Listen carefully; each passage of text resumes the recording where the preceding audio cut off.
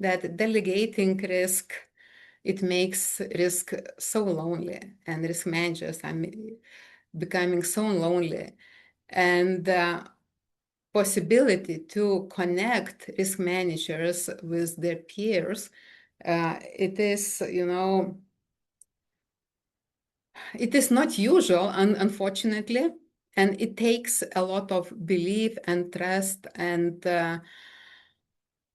sometimes passion to connect people. What I mean, I think that loneliness is not only about risk managers. When we speak with risk managers, they often feel lonely and isolated. But when we speak about risk context with CEOs, we hear the same, that they are lonely, that the entire team does not support their view, that they do not understand things, they see things differently than CEOs. And connecting together CEO with their risk managers, this practice, this experience was something that I really want to take with me to the next year and share with you.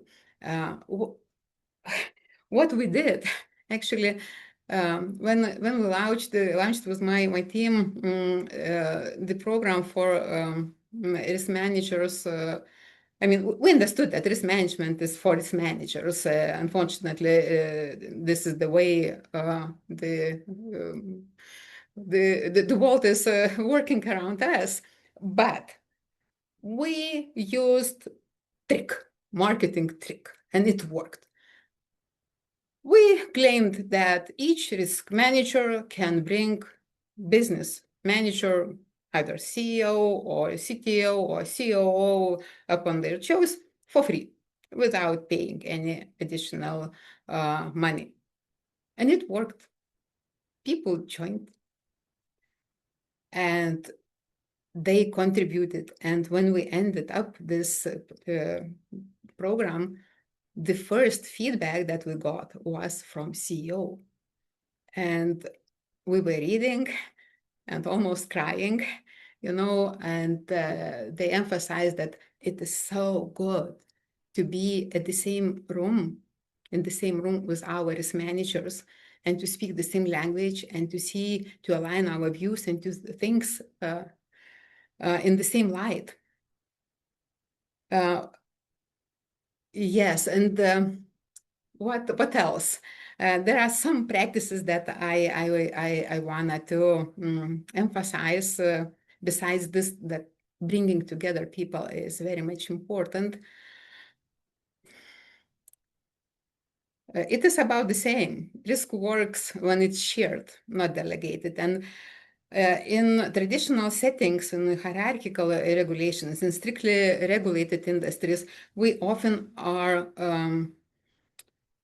scared with compliance, really scared with compliance, and trying to assign responsibility and roles like a personal responsibility and and then it becomes that personal goals, personal responsibility, my risk, your risk, but things does not work like this. And even yesterday, I had one of the last sessions this year, and we were discussing with risk managers that in bigger group of the companies, risk reasons, risk root causes are in one stream, business line, department or company, and the outcome appears completely in different place.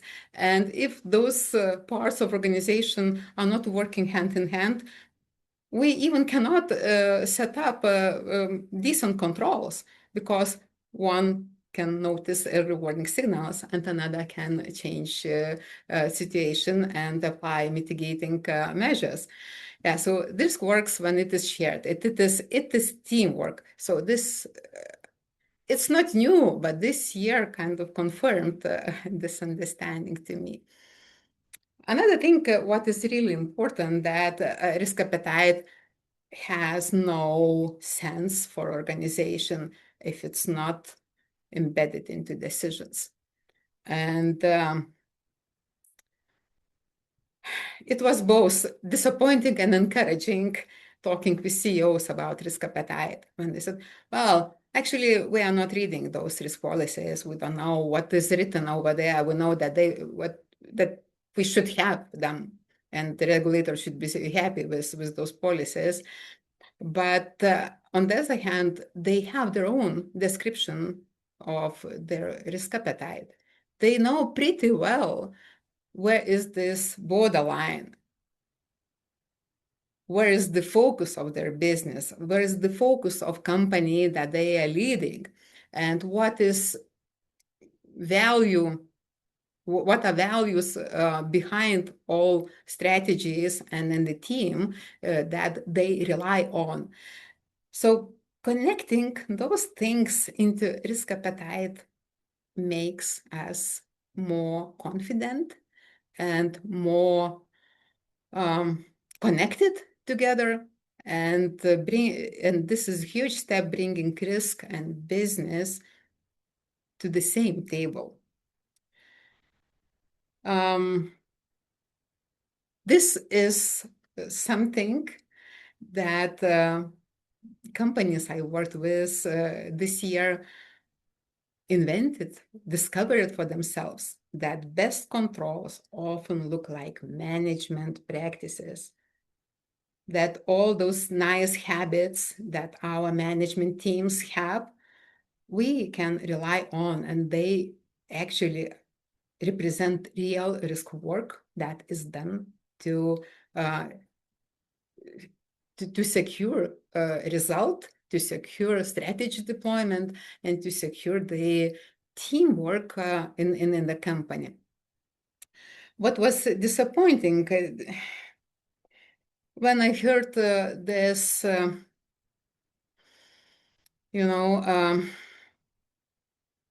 intention, and even or question that, Vilma, we will hire more competent risk manager, and he or she will fix everything. Hey guys, if you only hire talented CRO and will not change your views, if CEOs and C-level will not support and will not step into open dialogue, this talented CRO only will rearrange the same melons, maybe faster, maybe nicer. But things will not change. So this was a little bit disappointing, but it is human nature, I think, and I want to ask you to think for yourself. Where is risk still expected to work alone in your organization? What mess we are delegating to CRO and pretending that melons are not melons.